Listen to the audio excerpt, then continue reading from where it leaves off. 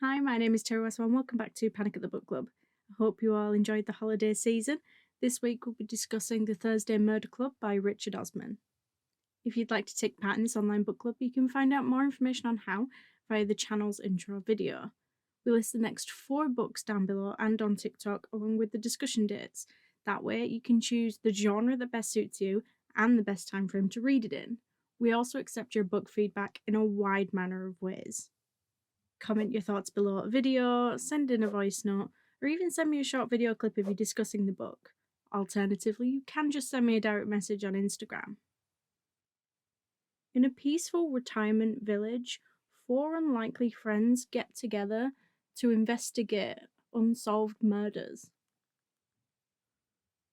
But when a brutal killing takes place on their very doorstep, the Thursday Murder Club find themselves in their first ever live case. Elizabeth, Joyce, Ibrahim, and Ron might be pushing 80, but they still have a few tricks up their sleeve. Can our unorthodox yet brilliant gang catch the killer before it's too late? Just your friendly spoiler alert, if you haven't read this book yet, I would suggest going doing that first, because beyond this point there will definitely be spoilers. I think the book was written quite well, but I do have to admit that I didn't find it the easiest thing to get into.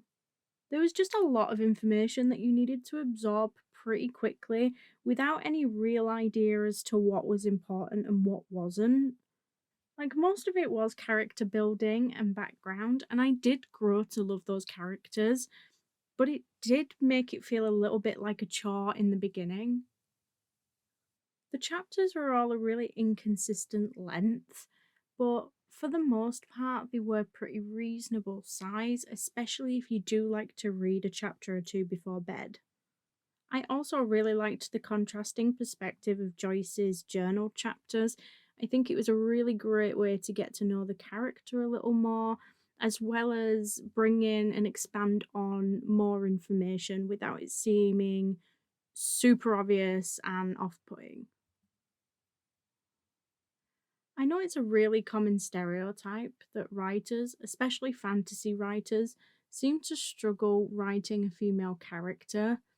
They often seem really flat or boring, or they just seem to have a ton of harmful stereotypes. But I didn't know that that was the same for older characters as well. This book might be set in a retirement village, but by all means, they are not your stereotypical old people that you usually see in other books, TV, or films. They're just people who got older, which is oddly really nice. To be honest, I was worried that because of the setting and the ages of the main characters, I wouldn't enjoy this book as much because I just wouldn't be able to connect. But that just wasn't true. They were lovable characters, and again, although it seems like a rarity, although they were old, that's not all they were. Like, age didn't change who they were, and it didn't even really change how they acted. It wasn't made out to be this huge deal that the book was obsessed with. Like, I don't know if it was because you got to connect with the character in a different way, but Joyce was my favourite. She was just written really well, and she was so different to the other characters. Now, don't get me wrong, Elizabeth is a close second. That woman can probably do just about anything. I just feel a little bit more overprotective of Joyce. I think she was a brilliant example of opportunity and circumstances. If she had grown up in a different place or was wealthier, perhaps she would have been a little bit more like Elizabeth. And it was really sweet seeing her become a part of the Thursday Murder Club, despite all of their differences. This book was a roller coaster of emotions. I wasn't expecting any of the confessions, and most of the bad guys weren't really bad at all. It was genuinely sad reading what Joyce was going through, and when she was reading Bernard's confession, because to me it just seemed really reasonable, and I just felt really bad for him. Matthew Mackie's confession was so sad and really surprising. I am really glad that that whole thing went somewhere and it wasn't just a random bit of narrative for no reason. I think Richard Osman could probably get away with writing a book just on this character, and as sad as it would be, I think it would be a really interesting story. And as for Bogdan, at one point I genuinely thought that he was the one with his head screwed on. Yeah, so we've confirmed that something sketchy is going on with these bones. Um, why aren't you calling the police? But then again, he didn't either.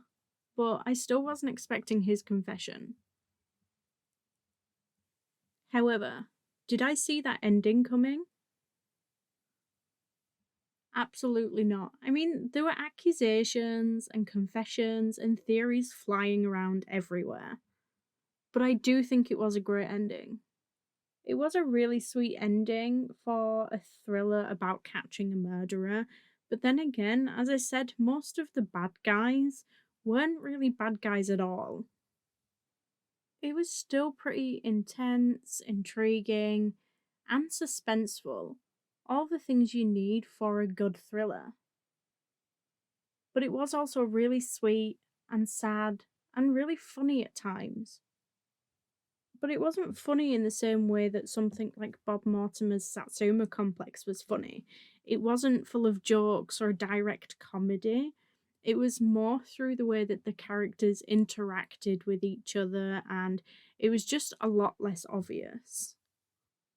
So, as for would I recommend the book?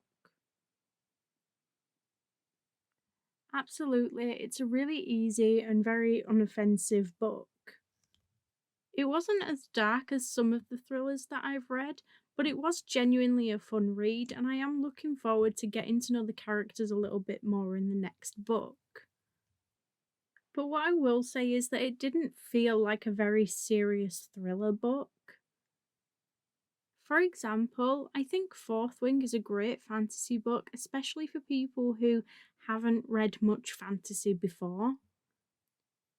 It's simple and it's easy to read, but it might seem gimmicky at times. So, people who read a lot of high end fantasy or serious fantasy might not enjoy it as much. If you do read a lot and you read more intense thrillers, you might find that this is a little simple for you and even a bit tropey. But overall, I did think it was a really sweet and enjoyable read. But let me know what you thought. Did you enjoy the book? Shelley said that unfortunately this book wasn't for her. It wasn't that she didn't enjoy the story, it's just there wasn't enough to keep her interested. At times it felt a little bit like a chore, but she did really like the concept and the characters.